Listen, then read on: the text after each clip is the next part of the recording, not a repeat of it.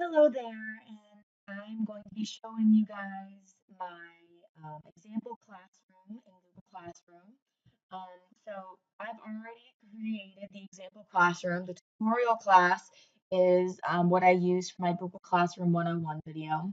One good thing, so this is my home screen now when I log in as I see the classes I have created. I'm not going to be using the Google Classroom and probably won't be using it again in the future. So I'm actually going to archive it so that I don't see it on my screen because it's not in the class that I'm going to be visiting. The classroom I'm going to be talking about is my biology general classroom, and I've already assigned it a period two. I've done this because I'm going to be hosting multiple different classes on here, so I can also copy this and create a new classroom, but I will do this one for, let's say, period three. And when I copy it, it's going to add another classroom here next to my period two. That will tell me that I have a period three biology class. So that's it right there. Most likely, I'm going to want to change the background so that I can easily tell the difference between my period three and my period two class. And that's really simple. So once I click on my biology class, it's going to bring you to the stream. So you can already see that I've taken time and posted a bunch of the materials onto the site, which is what you will see here. And I will also, right now, I will go ahead and send a welcome to my students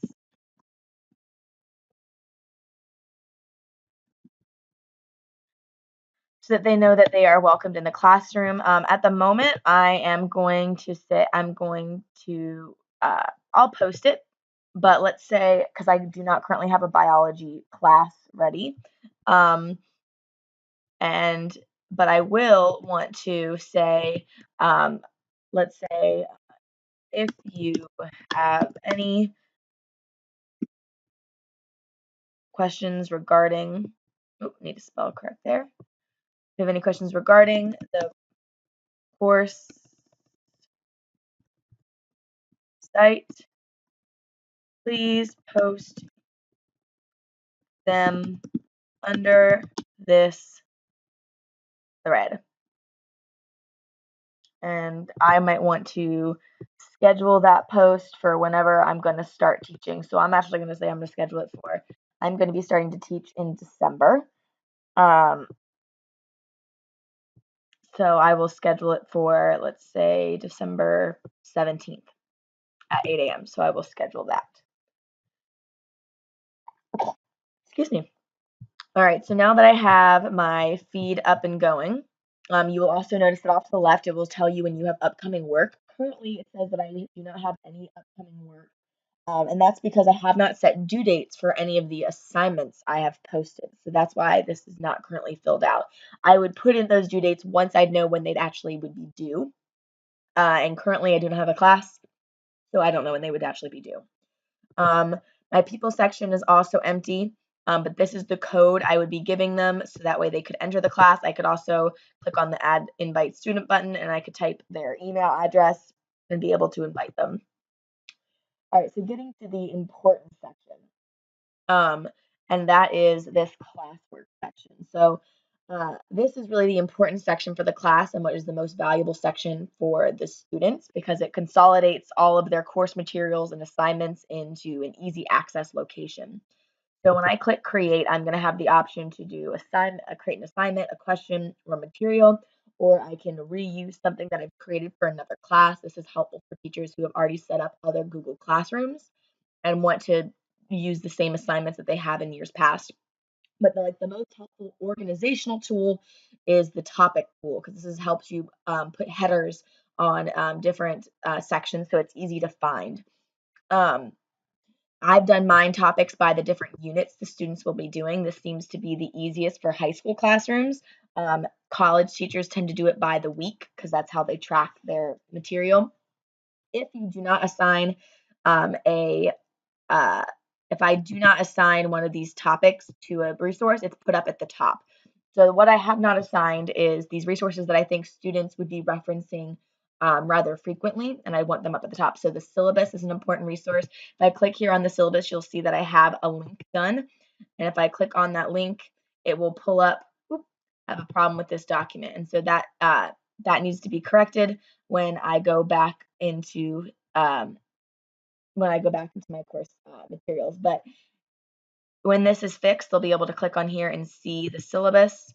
Same thing for the Virginia SOLs. They have a document for those. And then what is an opening question I created for the class, which is, what are you most excited to learn about biology? And this is something that maybe can be filtered into an ongoing conversation if I so choose.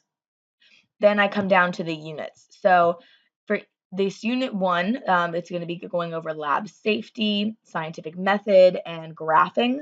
So some of your basics. It's also a very short unit, which is why you'll see that there's not a lot of materials here. I do have the lab safety videos that they can watch, and then anything that you see with these lines on it is an assignment. So the safety contract, I said it's going to be due on September 2nd, which is an arbitrary thing I said. This is a link, so it's going to take them to the safety contract. And the instructions for it is please read and sign. So we'll probably also be going over it in class, and I handed it out in physical copy in class, but they'll be able to access it here. Then going into Unit 2, this is where I'll start actually naming the units, so that it helps students keep track of the biochemistry units, the properties of waters, macromolecules, enzymes. And they'll also have a giant section for test review materials. So this is any materials that I think would help them prepare for the test. So that's where all of those are. And then there's also, you can see enzyme homework, and I have the general homework, and they'll be able to submit it all through this portal, and I'll be able to track who has submitted what. And then Unit 3, I've also laid all these out. So the good thing about having these headers is that when I do decide to add material, so I'll give you guys an example. I'm going to create a resource material, and I'm just going to call it Unit Example. I'm going to say that this is for cell transport, which I do not currently have anything in that cell transport. If I want to link it to something that's already on my computer, which I currently have a thumb drive plugged in that I have all this information on, let's say I want to, in this resource, I'm going to put something from this Unit 3 that I've already done. So let's say it's like a review day. Or a pretest or along those lines that I think I need to recover. So let's say it's the review day. I'm going to put this here, and it already has all my files that I would just have to say upload, and then they would upload all into the document. So it's a really easy transfer of materials from your computer onto this site. And as far as the teachers that I know and my own personal teaching, it usually, for me, involves a lot of different thumb drives. So that way you have access to them no matter what computer you're working with. And so it's not just from your computer. You can also look at your drive. So the beautiful thing about being on a Google Classroom is it's compatible with all of the other Google accessories and products that you have. So you can upload from your teaching drive if you have one that the school provides you that maybe has additional storage on it. So once you have them all uploaded, the other thing you need to note is if you want to schedule it, save it as a draft or post it. So I can schedule for when this is released. And I highly recommend teachers do this so that way when students initially log onto the site, they're not bombarded with a lot of content that you release it in a time lapse. So let's say I don't want this to be released until October 3rd at 8 a.m. and I will schedule. And then if you scroll down to the bottom, you will see that it's grayed out as opposed to colorful like these are, and that's because it has not been posted yet. And you can go back, and although I've uploaded all these, I do not currently have students in the class, and I can decide when these get posted. So as a teacher, you can upload all the content you want and then decide when it's released to students.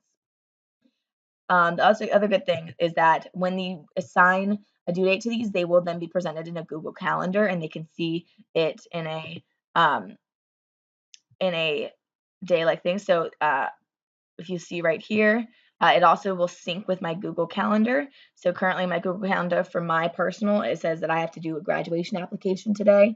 And as a teacher, you might also want to adjust how it syncs with your Google Calendar because obviously your students don't need to know your own personal schedules. And then if I want to go back in here, I can save that. So I can do a class drive folder, so it can be included into all these materials into a certain drive,